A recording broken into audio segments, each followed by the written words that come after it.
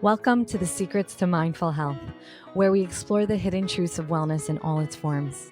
From physical and mental health to spirituality, join me, your host, Beth Warren, at Nourished by Beth on Instagram and TikTok, registered dietitian for over a decade, and single mom of 6, as I share my personal journey overcoming challenges towards self-love and wellness. Together with my guests, we will inspire and motivate you to prioritize your well-being and create a life of balance and fulfillment. Let's embark on a transformative journey towards a healthier, happier you. I'm glad you're here. On this episode of Digestive Delights, navigating GI health for tiny tummies, I'm thrilled to have the esteemed Dr. Rebecca Winderman, a pediatric gastroenterologist, as our special guest. In this episode, Dr. Winderman will share her expertise and insights on gastrointestinal issues in pediatrics, providing valuable tips and strategies for supporting your child's digestive wellness. Get ready for a fascinating conversation that will leave you feeling empowered and informed about your child's health. Dr. Rebecca Winderman is a double board certified pediatric gastroenterologist who combines traditional medicine with a holistic, lifestyle based approach to treating children's gut health. Dr. Winderman has recently launched a thriving private online practice specializing in constipation and digestive issues, and is the creator of the Comprehensive Constipation Program, designed to help families tackle chronic constipation in children. As a prominent social media health influencer, Dr. Winderman reaches over 500,000 followers across platforms like Instagram, TikTok, and YouTube, providing valuable insights on pediatric health. She was also selected to be part of the White House Healthcare Leaders on Social Media Roundtable. Prior to relocating to LA and focusing on her telehealth practice, she served as the director of pediatric gastroenterology at Jamaica Hospital and Flushing Hospital in New York. Welcome, Dr. Winderman. Hi, thanks for having me. I'm I'm really so excited. excited. I'm excited anyway because I just, we've chatted before. It's always like a pleasure even just talking to you. And you bring such an aura to your social platform that just makes people very comfortable to talk about like poop issues and things that otherwise might be a little bit like secret. Yeah. I always tell my patients I'm a poop doctor. Just to warn you, we're going to talk about your poop. So hopefully that. Right. I mean, yeah, it should be obvious. But also, I'm so excited to have you because as I'm in my own private practice with nutrition and I see pediatrics and adults, and I think I said constipation like 4 times in your bio. Like Yeah. it is, I mean, I'm assuming one of the biggest complaints people come in with, but what is it about constipation and why is it so humongous of an issue? Yeah. So thanks for asking. So basically, the issue with constipation is different in all age groups. So, I would say about 80 to 90% of my patients that I see in my practice have some form of constipation, whether we know it or we don't, and we discover it in our session together. But it is such a huge role in my practice because for good reason.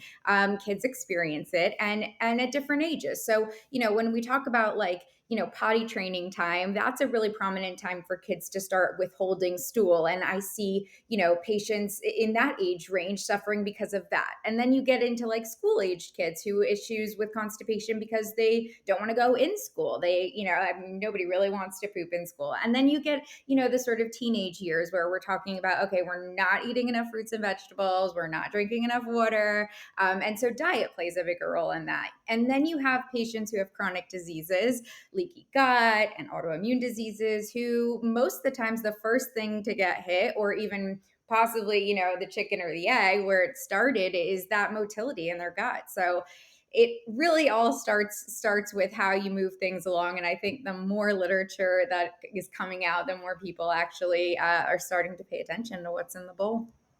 Right. And how do you get to the bottom of it? Like when somebody comes to you and they're like, or do they even know that what they have is constipation? And because with kids, it's like they can't really express or something so normal to them because they've always had it, or people, even adults assume that constipation is normal. They'll Yeah. select it on a chart.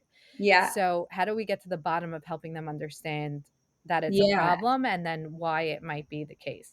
Yeah. So I'd say the majority of people that come into my clinic have an understanding that there's something going on with their poop. But I will say that there are signs that maybe you wouldn't think are related to being constipated, like having stool accidents. I see that all the Mm, time. And parents are, and I tell them, oh, and they say to me, every day having accidents in the pants, and every day coming home and telling me, I don't know when it's happening. I'm not doing it on purpose.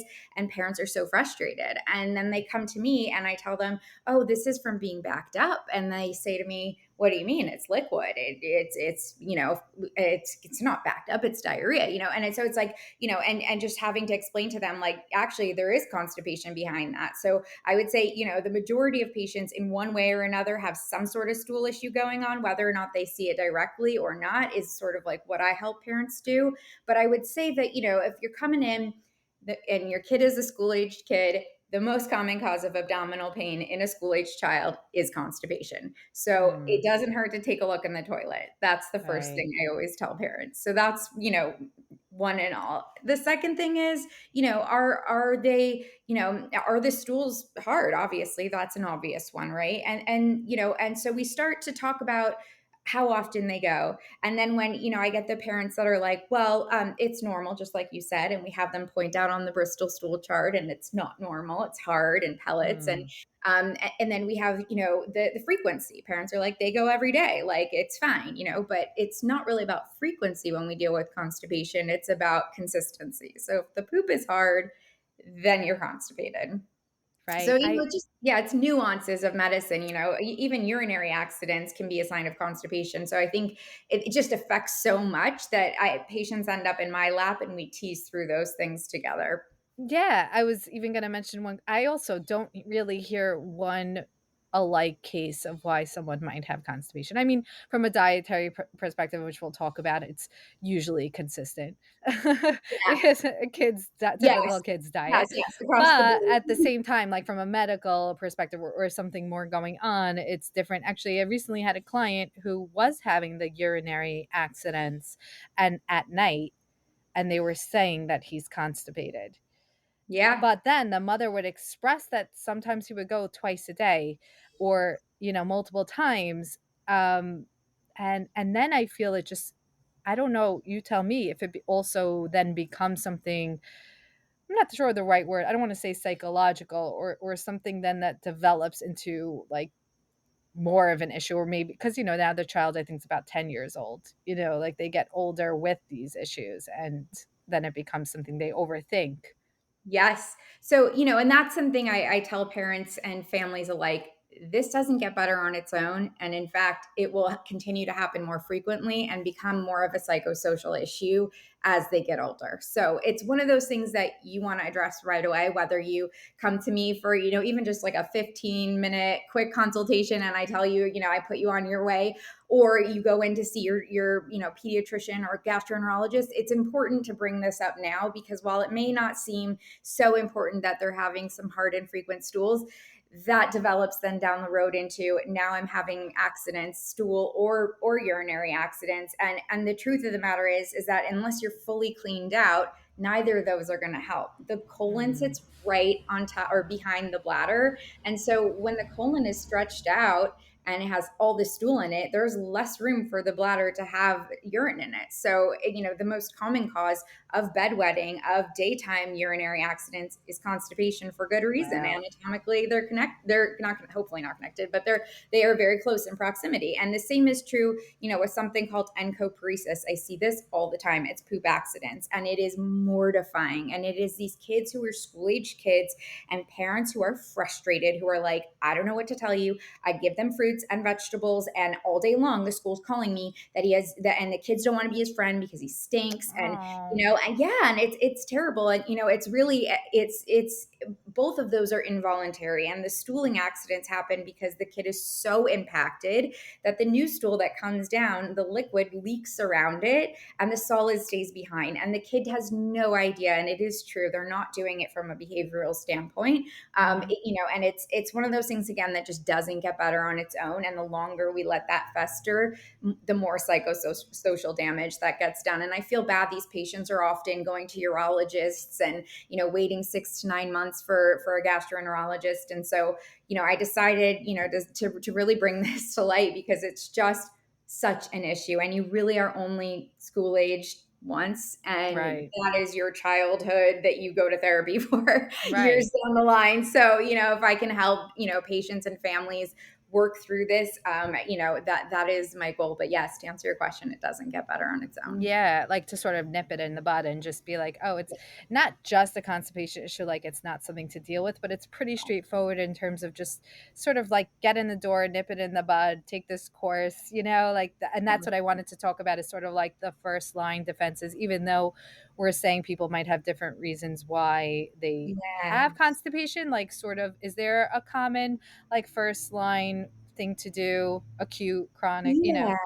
Yeah, I would say, look, like, obviously each person, like you said, each person's treatment plan is a bit different. And I do help patients to put those together. But first and foremost is sitting on the toilet. Like Mhm. having your kids sit on the toilet for 5 minutes in the morning before school and 5 minutes after school is, I would say, akin to like the best drugs out there, like acutely, and having them do it consistently. So parents that want to avoid medications, the first thing I tell them is, first of all, if it's not an ongoing issue and everyone's a little bit different, everyone should be sitting on the toilet for 5 minutes before they leave the house and 5 minutes after when they get back from outside.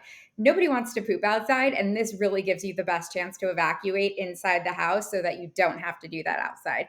When Mhm. you start to go to school or you start to go to work and that urge comes, we all have the ability to withhold it. And so, yeah, it's not an issue because we'll just poop when we get home, but oftentimes that doesn't happen. So, Mhm. it's important, and your colon's awesome. It's an awesome organ, but it doesn't have a shutoff valve. So like its job is to, bring out, absorb water from it. So it's like the longer it sits there, it's like clay, like doesn't get any softer. So sitting on the toilet is probably the most, efficient way to start treating constipation at any age. I would say just as important is not using your phone on the toilet. It is so Mhm. important because the truth of the matter is you're there to go to the bathroom, and your gut and your brain are connected. So if your brain is on the phone, your gut is on the phone. It's not doing its job.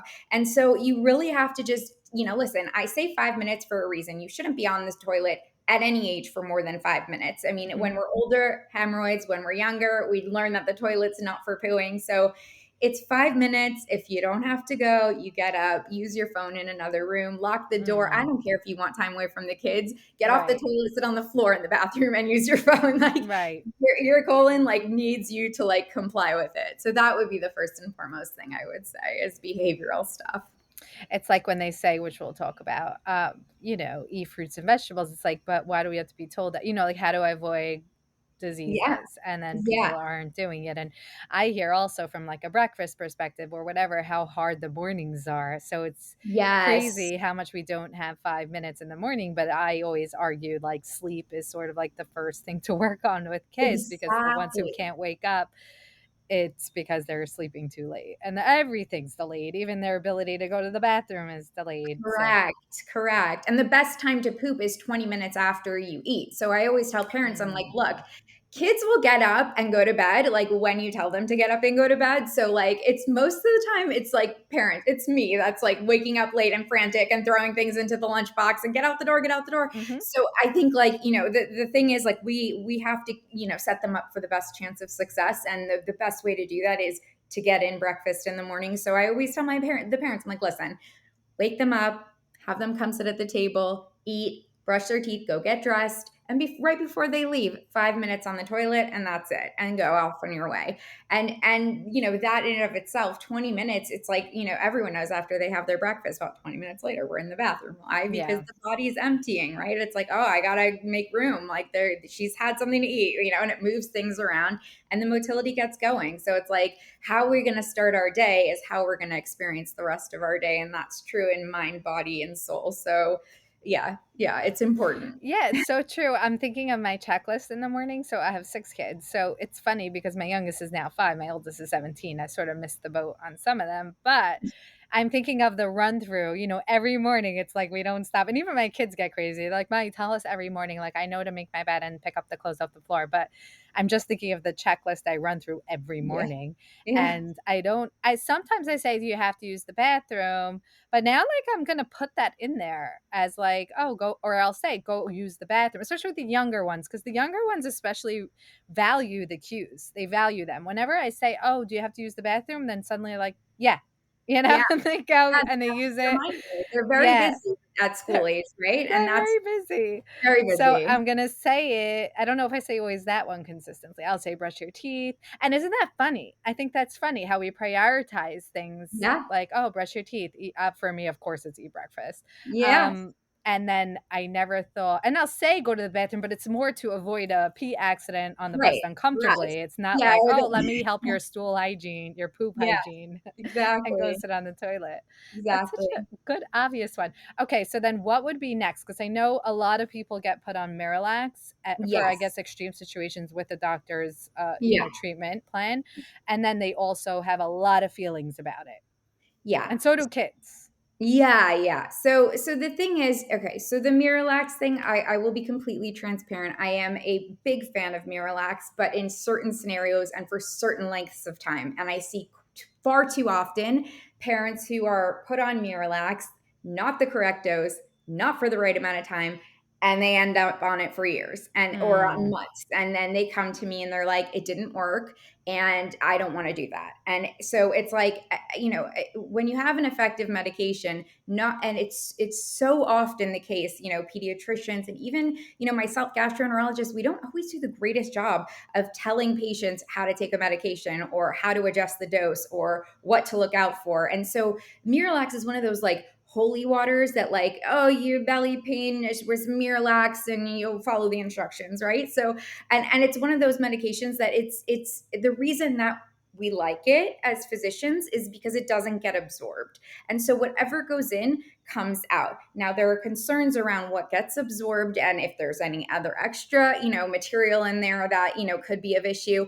I will right now here tell you that I am a part of all of these mommy groups on Facebook. I have read mhm, all of their posts and I have heard all of the concerns and I am wildly well read on the topic. And I have yet to have seen a major study done that actually would prompt me or the medical community to stop using Miralax. However, everyone is different. And so when mom tells me that there's something going on or that, there's a behavioral issue, I listen because mhm, moms know their kids and not, large scale studies. So could there be an issue behind it? Yes.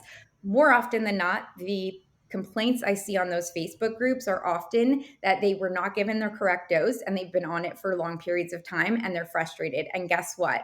Constipation can also cause the symptoms that you're hearing about with the Miralax: behavioral, bloating, mm, not helping, right? So if you're not on the right dose, constipation makes you bloated. It's the number one cause of bloating. So if you're backed up and you're not getting your stool out, I don't care what medication you're on, it's not working. So, mhm, and people keep their patients on Miralax for long periods of time because in general, it is a safe drug. But you are going to start to see changes because no drug should be used for long periods of time. mhm, There are certain exceptions here and there, the neurologically impaired, the kid with bad motility. Yes, but in general, there shouldn't be a Facebook group that big with Miralax. right, So, right, I think that's the first and foremost thing is that it's a great drug. It needs to be used in the right context for the right dosage and for the right amount of time, and that is not 6 months. So right, that's really why I developed this program because I just saw so many parents just so thrown around and tossed around by the program. And it's like, well, we gave it for a week. That's what the ER told us to do. Well, that's not going to solve this long term problem, right? So, or we gave a cap every day for a month and it didn't help. Well, that might not have been the right dose. So it's like just right, working and tailoring those things. But because it's such a safe drug, people get put on it for the wrong reasons and for the wrong amount of time. And it really does get a bad rep that's not founded in science. But again, I listen to parents, and I think that's also what separates me from the other slew of doctors out there is that like I'm willing to figure out what's going on and work around it and give some other options as well. It may Yeah. take longer, it may taste grosser, but I'm willing to. Right.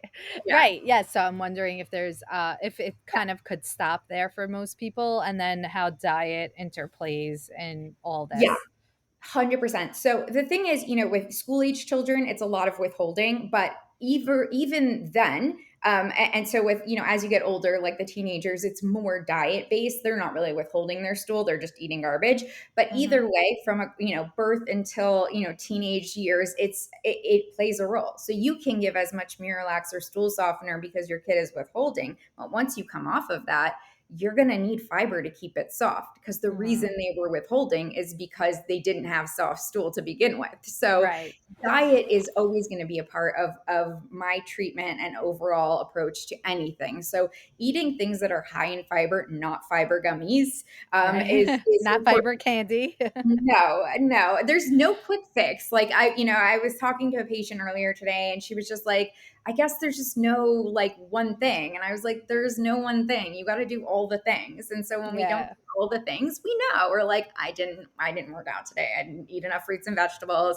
My pee's really yellow. I need to drink more water. Like it's all the things that we have to Yeah. do. And I think, and nutrition is by far the biggest influencer on our gut health. So it starts with the foods that we put in our mouth. And we got to find ways for kids to eat those fruits and vegetables. I don't like to hide them per se. I like kids to know what they're eating. So when they go to a friend's house and they're like, "Oh, broccoli," da da da, they know like, "Oh, I like broccoli," right? Like, and not like, "No thanks." But smoothies are a great way for me, and I tell Mhm. patients all the time. Like I tell moms all the time, you wouldn't believe how sweet a smoothie can get with a medjool date in it. Like Right. it's like I like they won't even know it's in there. You don't have to hide it, but like there are ways to get the fiber in, and particularly I love smoothies for that reason. You can grab how it is like Yeah. it's everything's freezer. Like you buy yourself a $20 NutriBullet and you have like 39 plants in your diet immediately. Right. And Yes, like we're saying, a lot of these same people don't have breakfast in the morning, saying there's no yes, time. So I say the smoothie, especially in the morning when they're running out anyway, you give them a smoothie, you get their servings of fruits and vegetables can be stuck in there. And I usually give parents also very simple, straightforward recipes. Sometimes they get too excited and they'll add like 12 fruits and it doesn't even yeah, taste good anymore. I was like, just yeah, this, and that, and yeah, like that. You could throw some chia seeds in there. Like you can yeah. there's so much you can do, and then you also cancel out this whole I'm in a rush in the morning, my kid doesn't want to eat, okay, so drink something, but there's a lot of work. You see, I recently had a mom. Sometimes parents are skeptical about bringing their kids to see me. They're not sure, when you hear Yeah, dietitian, which I love that they're cautious, because you yeah, might have very weight focused people you're working with or whatever. And I'm happy to meet a parent first if they want to come. I always quickly say we have to meet the child because the work yeah, is with the kids. yeah. But there's so much work to do with the parents, and that's my point. So I was speaking to her, and her primary work concerns were about she was more expressing abdominal pain, but when I spoke to her about that, she said she has chronic constipation. So Mm, so okay, but now the issue is that she's in so much pain yeah, abdominally, and she was coming to me, I think, actually more about reflux, which some GI a virtual consult said for some reason flagged, while also asking for a 3-day stool test that she didn't do yet. So she was just sort of like running to me, yeah. but I said reflux. I was like, what's so then, so I'm first addressing and listening to the medical like background and what's been going on, and then it's okay, so let's get into her diet, which is really my primary job. And I mean, I don't even know what to say. Like, I mean, all that's going through my eyesight right now is white, like every white. I don't even think any color other than Yeah, white. So, and that's not even to say like on top of that, also the volume, by the way, which we could talk about. The yes, volume. She is overweight. She is a volume eater also. yeah, So, but that we already know she's skipping breakfast. So, meaning these things escalate into each other. So then, therefore, you are overeating when you eat because you skipped so right. many breakfast and lunches. But the typical, like, unfortunately, it shouldn't be a typical kid's diet, but just very much into carbohydrates and simple carbohydrates and bringing four plus snack bags to Oh, yeah. school a day and coming home and eating. She was eating up until that week of seeing the GI, who did flag this, by the way, two full dinners. So not Wow. just a dinner when they get home, but a dinner, a full dinner, and then another full dinner 2 hours later. Probably she was starving from not eating adequately all day. Yeah. And, oh no, but she's never going to touch anything for breakfast. And I just Right. like took a deep breath with her like that. And I said, you should absolutely go the medical route. You always should rule out whatever you need. You should always, and also now it's become a problem. So you probably Yeah, do need assistance. But exactly. this is largely related to her diet. Yeah. And you have And that not one fruits and vegetables on yeah. there or anything other than a white grain and multiple snacks. Which is like right, so, like, that's the thing is that by the time that's also why I decided to go, into private practice because, that's the first thing that I see then, and I see something where I'm like, "Oh, well, we have to treat you," and then, "Okay," and then we treat them, and then I bring them back, we have to have the discussion about, diet and how to keep this up, and it's like, well, if you saw me before for, like, preventative health or if, your pediatrician had some more time to talk to you about it or Right. those kinds of things, it's like you wouldn't really need to see me. Like 90% of your health starts at home. And I think sometimes parents need to hear it from a doctor. And, listen, if I had to go to med school for 4 years and train for the next, 7, okay, like I'm happy to do that. But I think, having come into the medical field, I started to realize, wait a second, like a lot of this could be prevented and Hmm. can even be treated. And I think that's the cool part is like we've learned that like how big of a role diet plays in our health and how we can sort of even offset a lot of that disease and chronic illness. So it's for me always a discussion about diet, whether you come to me for constipation or you come to me because you have, irritable bowel or inflammatory Crohn's ulcerative colitis. We are always going to have a discussion about your diet, your Right. sleep, your anxiety levels. Like this is how I practice. It's going to be a whole approach because we're a whole body. So it matters. All of it matters. Yeah, and it's so refreshing to see that. It's why I refer so many people to you because Oh, thank your gut is your center of everything. We could treat one of the little symptoms and put a teeny tiny band-aid. I'm thinking of those like teeny band-aids. Do they even use Yes. those anymore? Those like teeny ones that Yeah, really yeah, don't yeah. cover anything except like one thing. But because there's so much, like you said, and even if it's developed into more like anxiety because of it or I don't know. I just always find there's so much more to interplay and so much more positive effect you can have by like being more open-minded about like everything this can be versus like, oh no, it's just reflux. Well, Yeah. Well, that is what part else? of it, right? But Yeah, yeah, right. It's it's part of it. It could be happening, but there's more to it. yeah, and And it's how it we got to it, right? So it's Yeah, like, how we got to it. It might be something you always need medication. Like it's not even a medication yeah, conversation. It's just there's more going on. Like everything with the body hits each other. It hits something else. So yeah, first we're saying what you started off with constipation is that basically it cannot be left untreated. correct, No situations minimal enough to just ignore, correct. right? And then once you even treat it, it's more like about treating or reminding people like also when you sleep, also look out when you travel, Yeah, watch when you well let's even like touch on like IBS and things like that, like trigger foods or yes, and people might know things are hurting them but they don't stay away from them or yeah, whatever it is. Dairy also is another one. oh, we're yeah, we're winding down now, but like when does it come to like food sensitivities with like gluten and dairy, like when would you yeah. start kind of touching on that with I would or do love you? that's a whole other episode Yeah. podcast, but yeah, we can quickly touch on it. 90% of the world's population is lactose intolerant. So, yes, those are the big triggers for me, dairy. But more importantly than that, like it's about sort of keeping track of like when I eat this, that happens, or when this happens, I had X, Y, and Z for the last day, right? Like that's the most important part is because everyone's body is different. Sure, dairy is a big trigger. Gluten is a big trigger. Do you need to be avoiding those? Maybe you can try avoiding them for a week or two and see how you get on. But it's one of those things where people ask straight out if that is the problem when, when I, and look, for me, it's like, I don't know if that's the problem. We just met in the last 5 to 10 Mhm. minutes, but let's talk about like, what do you eat on a regular Right. basis? You know, like, Yeah. what is your diet, right? Because like those are just pinpoint things you're asking me about. I don't know. Do you eat a lot of dairy? Well, not really. No, she doesn't like milk. Okay, so like, Right. Right. probably not the issue, right? Like, uh, Right.